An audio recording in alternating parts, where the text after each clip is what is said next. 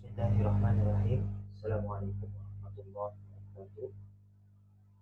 Alhamdulillahirabbil alamin. Wassalatu wassalamu ala asyrofil anbiya'i wal mursalin wa ala alihi wa ashabihi ajmain. Teman-teman sekalian, mudah-mudahan selalu sehat dan selalu berada dalam lindungan Allah Subhanahu wa taala. Teman-teman sekalian, mahasiswa prodi Sosiologi Agama Fakultas Usuluddin dan Sunan Kalijaga. Pada pertemuan kali ini, insya Allah kita akan membahas tentang beberapa hal, yaitu definisi hadis, kedudukan dan fungsi hadis, lalu hadis qudsi, dan juga hadis nabawi, perbedaannya seperti apa. Baik, untuk mempersingkat waktu, kita mulai dari yang pertama, yaitu definisi hadis.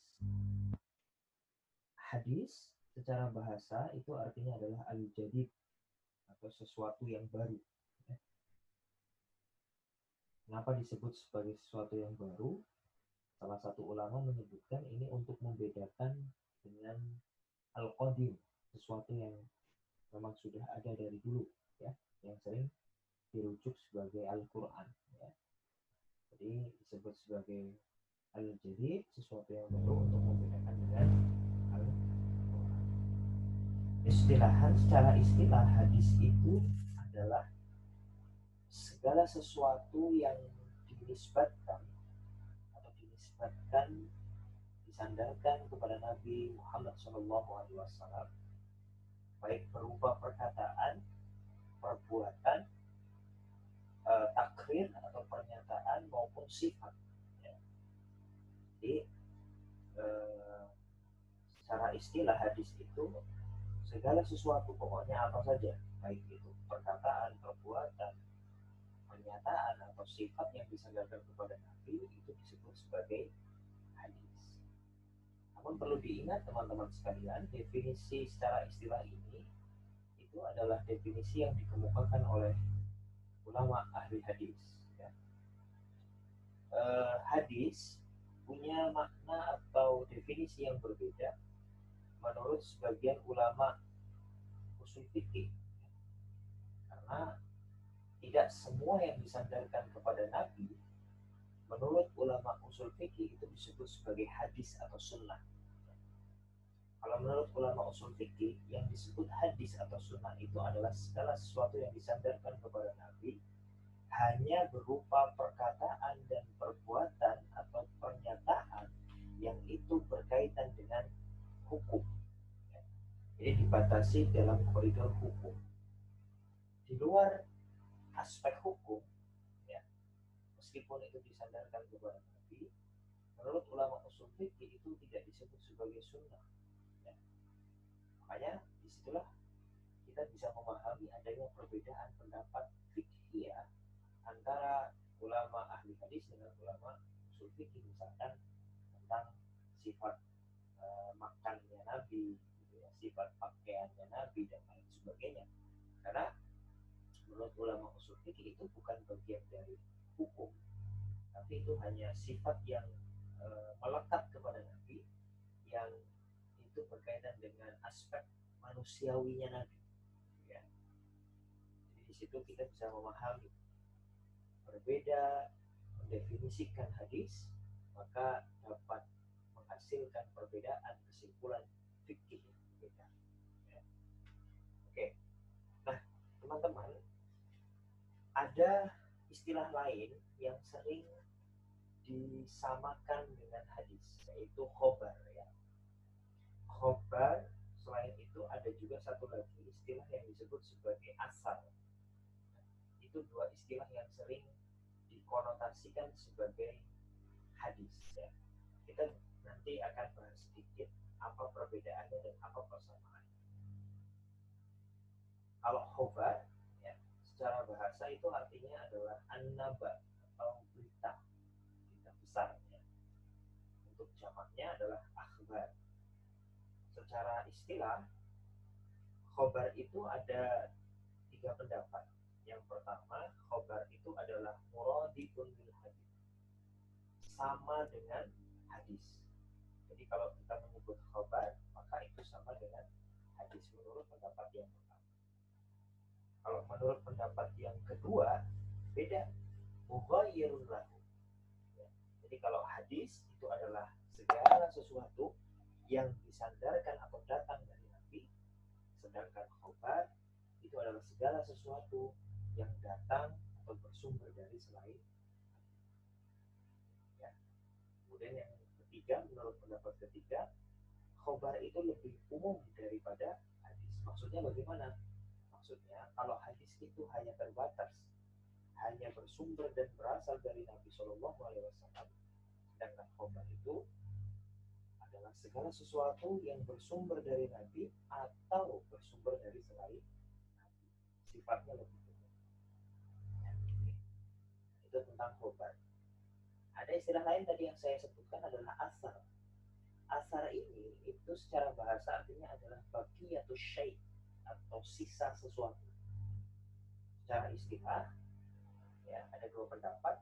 Yang pertama, muradifun lil hadis, sama dengan hadis. Jadi kalau kita menyebut asar itu juga sama dengan hadis. Artinya punya makna yang sama, bahwa asar itu adalah segala sesuatu yang bersumber dari hadis. Itu menurut pendapat yang pertama. Menurut pendapat yang kedua beda. Asar itu beda dengan hadis. Kalau asar itu adalah segala sesuatu yang dinisbatkan atau disandarkan kepada sahabat dan tabi'in, ya, berupa perkataan atau perbuatan. Nah, kalau hadis itu adalah segala sesuatu yang disandarkan kepada Nabi. Sementara kalau asar tadi seperti saya jelaskan tidak dinisbatkannya kepada sahabat atau tabi'in. Oke.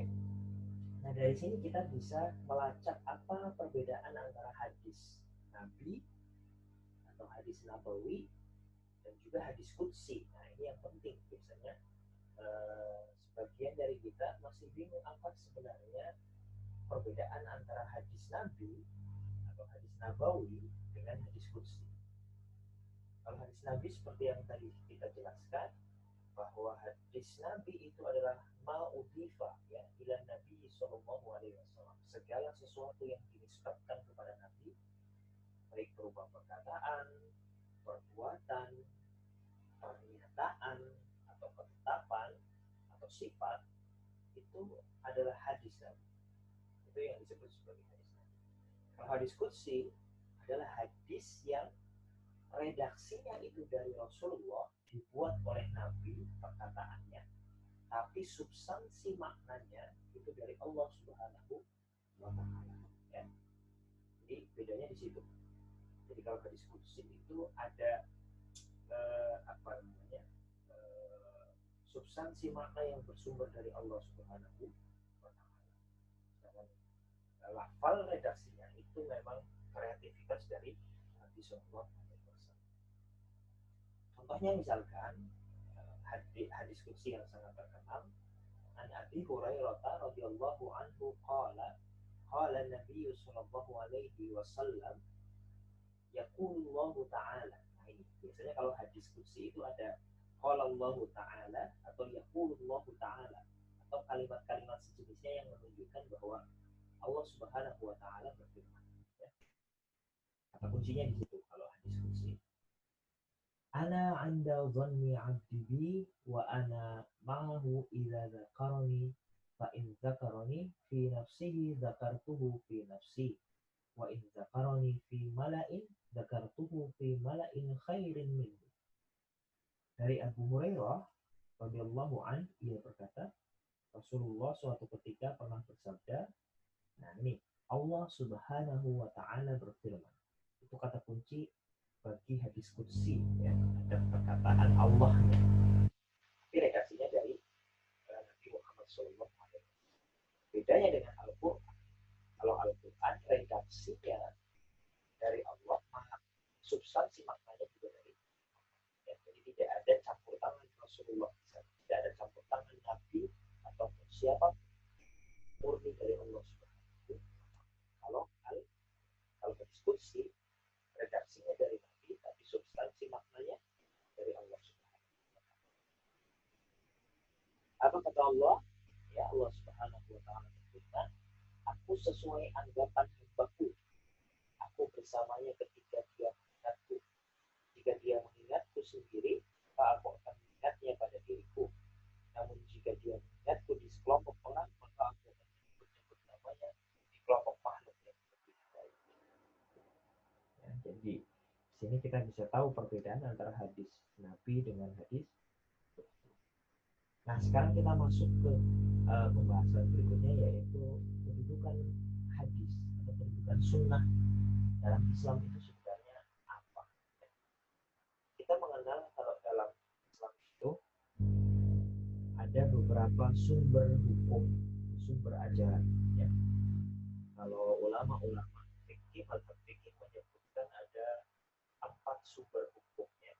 Ada Al-Quran, ada hadis, ada qiyas, ada ijma, ya, atau ada ijma, ada qiyas. Dan sebagian ulama kontemporer ya itu menyebutkan sumber utama hukum Islam itu hanya ada 2, Al-Quran dan Sunnah. Selain itu bukan sumber utama, tapi sumber kedua. Ya. Oke, terlepas dari itu, Sunnah dari sini kita bisa mengetahui bahwa iya, ya, Sunnah atau hadis itu adalah salah satu sumber ajaran Islam, salah satu sumber hukum Islam, ya, selain Al-Quran. Kalau ada umat Islam tidak mengakui sunnah atau hadis sebagai sumber ajaran Islam, maka ia disebut sebagai ingkarus sunnah. Orang-orang yang mengingkari sunnah. Padahal jelas dalam Al-Quran ya, kita diperintahkan selain mengikuti Allah, kita mengikuti Rasul. Rasulnya yang diikuti apa? Tentu adalah hadis atau sunnah. Ya. Nah, hadis atau sunnah ini punya fungsi terhadap Al-Quran yang akan kita jelaskan. Ada sekitar 4 fungsi hadis bagi Al-Quran. Meskipun 4 hal ini nanti ada satu yang menjadi perbedaan pendapat ulama. Fungsi hadis atau fungsi sunnah bagi Al-Quran yang pertama adalah bayanut takhir. Ya. Apa itu bayanut takhir? Bayanut takhir itu bisa disebut juga dengan bayanut takkid atau bayanul isbat. Maksudnya adalah bahwa bayan ini atau penjelasan, bayan itu penjelasan ya. Penjelasan atau bayan ini adalah menetapkan dan memperkuat apa yang telah diterangkan di dalam Al-Quran. Fungsi hadis ini adalah memperkokoh isi kandungan Al-Quran. Jadi fungsi pertama hadis bagi Al-Quran adalah bayanut takhir, ya, memperkokoh, menguatkan ya apa yang terdapat dalam Al-Quran.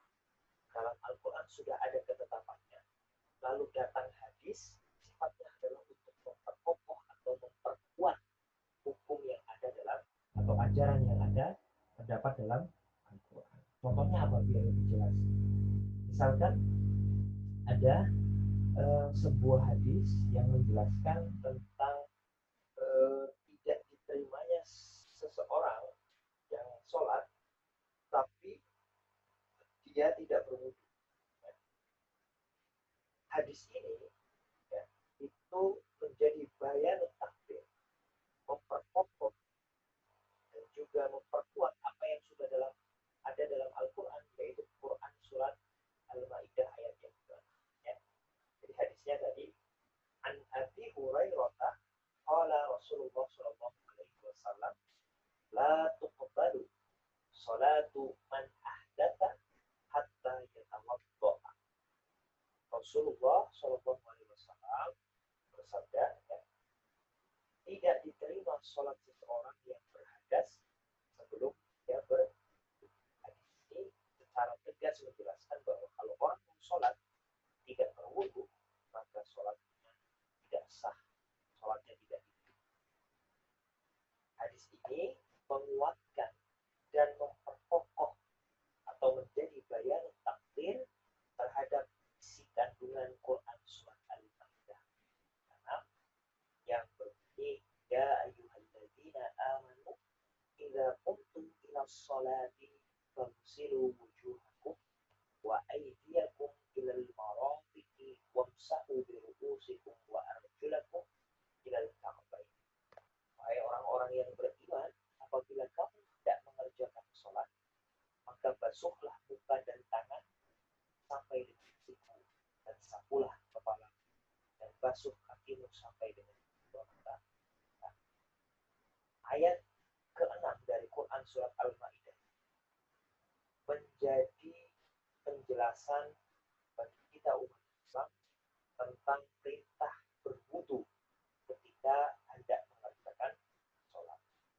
Hadis yang tadi kita bahas itu menegaskan bahwa sholat yang dilakukan tanpa berwudu sebelumnya tidak akan diterima. Ya, jadi jelas di sini tadi hadis itu jadi bayan takfir, menjadi penguat, jadi sesuatu yang mengokohkan apa yang sudah ada sebelumnya di dalam Al-Quran, yaitu dalam kaitan ini adalah perintah berwudu sebelum sholat. Ya, gitu. Nah sekarang yang kedua, fungsi hadis bagi Al-Quran yang kedua adalah bayanut tafsir, yang artinya adalah memberikan tafsiran atau perincian terhadap isi Al-Quran yang masih bersifat umum atau mujmal, serta memberikan batasan-batasan pada ayat-ayat yang bersifat ya. Jadi fungsi dua dari hadis bagi Al-Quran ini adalah memberikan rincian ya. Dalam Al-Quran banyak ya masih ayat-ayat yang sifatnya global, sifatnya umum ya. Sehingga perlu ada rincian-rinciannya. Nah, rincian-rincian inilah yang muncul di dalam hadis-hadis Nabi SAW. Contohnya misalnya adalah ayat tentang potongan, ya. Ayat tentang potongan. Quran surat Al-Maidah ayat 30. Wassariqu wassariqatu faqta'u aydiyahuma jazaa'an bima kasaba nakalan. Laki-laki yang mencuri dan perempuan yang mencuri, potonglah tangan keduanya sebagai pembalasan bagi apa yang mereka kerjakan dan sebagai siksaan dari Allah Subhanahu wa Ta'ala. Ya. Di ayat ini teman-teman sekalian dalam Quran surat Al-Maidah ayat ke-38, kalau ada orang yang mencuri baik laki-laki maupun perempuan, Al-Quran memerintahkan untuk potong tangan. Pertanyaannya kemudian adalah, apa definisi dari tangan? Ketika saya menyebut tangan itu adalah mulai dari lengan sampai ujung jari, itu disebut tangan tidak? Disebut tangan. Kalau saya menyebut tangan itu adalah mulai dari siku-siku sampai ujung jari, betul tidak? Betul, karena itu adalah bagian dari tangan. Kalau saya hanya menyebut tangan itu adalah mulai dari pergelangan tangan sampai ujung jari, betul tidak? Betul. Kalau saya misalkan menyebut tangan itu adalah jari-jari saya, betul tidak? Betul, karena itu semuanya bagian dari tangan. Pertanyaannya, bagian tangan yang mana yang harus dipotong? Nah, disinilah kemudian fungsi hadis menjadi penting untuk memberikan rincian, memberikan tafsir, dan menjadi bayan tafsir terhadap Quran surat Al-Maidah. Ya. Ada sebuah hadis, wala Rasulullah sallallahu alaihi wasallam ata bisarikin faqata'a yadahu min mifsalil kaf. Rasulullah sallallahu alaihi wasallam ya pernah didatangi seseorang yang membawa pencuri. Di suatu ketika ada seorang sahabat yang melaporkan seorang pencuri kepada Nabi SAW. Lalu apa yang dilakukan oleh Rasulullah? Rasulullah kemudian memotong tangan pencuri itu mulai dari pergelangan tangan. Ya. Jadi yang dimaksud tangan dalam Quran surat Al-Maidah ayat 38 tadi berdasarkan penjelasan langsung dari Rasulullah, rincian atau tafsiran dari hadis adalah pergelangan mulai dari pergelangan. Nah, ini contoh dari bayan tafsir fungsi hadis yang kedua bagi yang ketiga, fungsi hadis bagi Al-Quran adalah bayan tasyri'. Apa itu bayan tasyri'? Bayan tasyri' adalah pemberi kepastian hukum atau ajaran-ajaran Islam yang tidak dijelaskan dalam Al-Quran. Fungsi hadis sebagai bayan tasyri' itu adalah membuat hukum baru yang tidak dijelaskan sebelumnya di dalam Al-Quran. Bahkan ada orang yang bertanya, ini dalam Al-Quran tidak ada hukumnya kok. Lalu kenapa Islam melarang ini? Pertanyaan seperti itu ya. Setelah kemudian kita harus tahu bahwa salah satu fungsi hadis itu adalah bayan tasyri', membuat ketetapan hukum yang memang tidak ada ketetapannya di dalam Al-Quran. Contohnya adalah ini. Dalam Al-Quran ada ayat innama harrama alaikumul maitata waddama walahmal khinzir wa ma illa li ghairi wa ma illa li ghairi. Ayat ini menjelaskan tentang hal-hal yang diharamkan oleh Al-Quran. Ya, ada pertama pakai maitata, waddama darah, walahmal khinzir daging babi, wa ma illa li ghairi dan segala sesuatu yang disembelih untuk selain. Jadi kalau kita hanya merujuk kepada Al-Quran tanpa melihat penjelasan di dalam hadis, kita hanya akan menemukan 4 hal saja yang dilarang dalam Al-Quran. Pertama adalah bangkai, kita tidak boleh makan bangkai, darah, daging babi, dan segala sesuatu yang disembelih untuk selain. Selain 4 ini, kalau kita tidak merujuk kepada hadis, hanya merujuk kepada Al-Quran, berarti boleh semua selain 4 ini. Tapi apakah pertanyaan betul bahwa Islam itu seperti itu? Tidak. Karena ada fungsi hadis yang ketiga, yaitu bayan tasyri'. Hadis sebagai pembuat hukum baru yang tidak ada dalam Al-Quran sebelumnya. Apa hadis berbicara tentang hal-hal yang diharamkan ini? Ada hadis Nabi Shallallahu Alaihi Wasallam, misalkan an Abi Hurairah qala Rasulullah Shallallahu Alaihi Wasallam buhuru ina'i ahadikum idza walagal qalbu fi ayyan silahu sab'a marrat. Dari Abu Hurairah bahwasanya Rasulullah pernah bersabda, sucinya bejana salah seorang di antara kamu sekalian yang berarti adalah dengan mencucinya sebanyak 7 kali. Hadis ini menjelaskan tentang najisnya jilatan anjing yang dalam fikih disebut sebagai najis mughallal, ya, najis yang berat, yang cara mensucikannya itu harus dicuci 7 kali, dan salah satunya dalam sebuah hadis dijelaskan harus dengan tangan. Nah, hadis ini selain menjelaskan tentang kenajisan anjing, juga menunjukkan bahwa anjing itu adalah sesuatu yang haram untuk dimakan. Ya. Nah, kalau kita hanya berpatokan pada Al-Quran, anjing itu dianggap bukan sebagai sesuatu yang haram, ya, kalau tadi merujuk kepada ayat yang tadi kita bahas.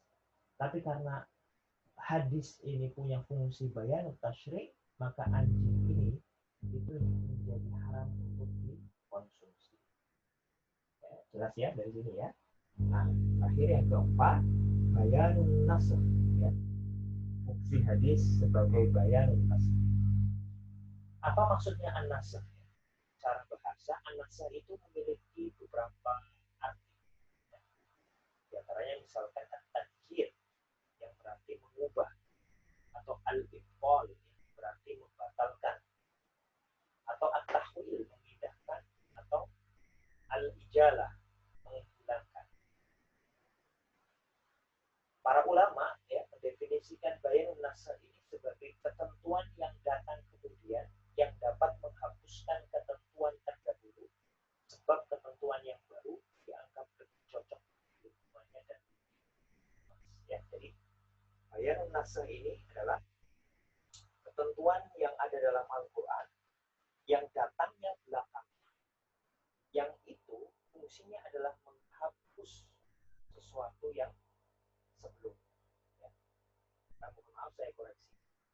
bayan nas ini adalah ketentuan yang datang kemudian yang terdapat dalam hadis lalu menasakh Al-Quran yang datang. Cuma seperti yang saya jelaskan di awal tadi, ada salah satu fungsi hadis yang masih diperdebatkan secara fungsinya, apakah betul-betul absah atau tidak, yaitu yang keempat ini, yaitu bayanun nasakh. Sebagian ulama menolak adanya bayanun nasakh, masa hadis menasakh Al-Quran, ya.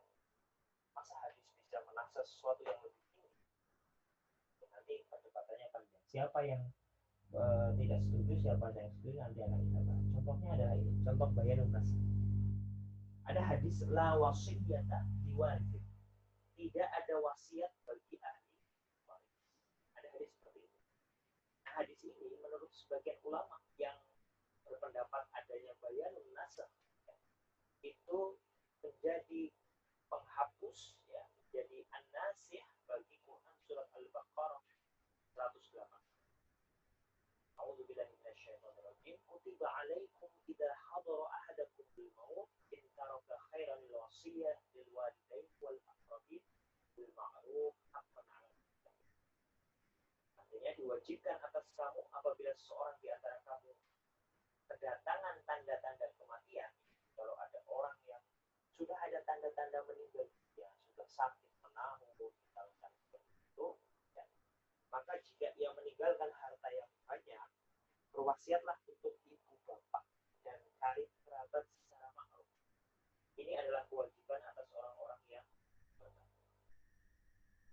Teman-teman sekalian, kita tentu tahu bahwa dalam Al-Quran itu ada ketentuan tentang hukum waris, ya. Mungkin ada yang lebih paham tentang hukum waris ini, bahwa dalam hukum waris sudah sangat ketat penjelasannya, pembagiannya pun demikian, ya. Jadi misalkan ada seorang ayah yang meninggal, kemudian harta, lalu berapa bagian anaknya, berapa bagian istrinya, berapa bagian saudaranya, dan seterusnya, itu ada penjelasan rincinya dalam hal. Nah, di antara ahli waris itu adalah orang tua, bapak, dan kerabat-kerabat itu adalah ahli waris. Padahal hadis tadi yang di awal itu la wasiyata liwarithin, tidak ada wasiat bagi ahli waris. Maka Quran surat Al-Baqarah ayat 180 ini dianggap telah dihapus ketentuannya. Kenapa?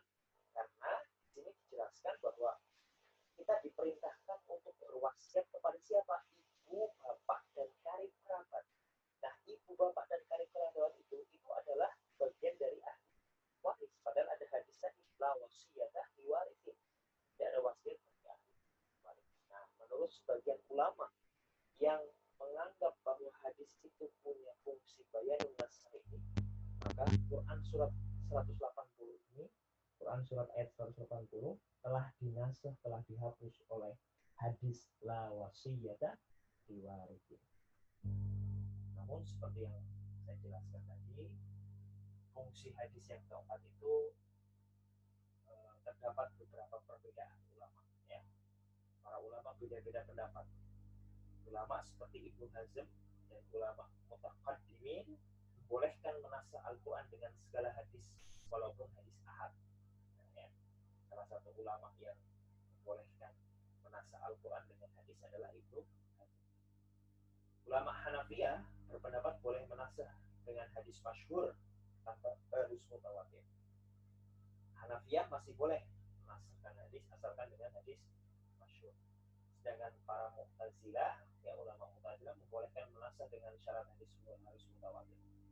Selain itu ada juga yang berpendapat bayanun nasakh bukanlah fungsi hadis, ya. Jadi ada ulama-ulama yang membolehkan dengan syarat, ya, Hanafiyah harus dengan hadis masyhur, Mu'tazilah harus dengan hadis mutawatir, ya. Tapi ada juga yang menganggap bahwa bayanun nasakh ini bukan bagian dari fungsi hadis bagi Al-Quran, ya.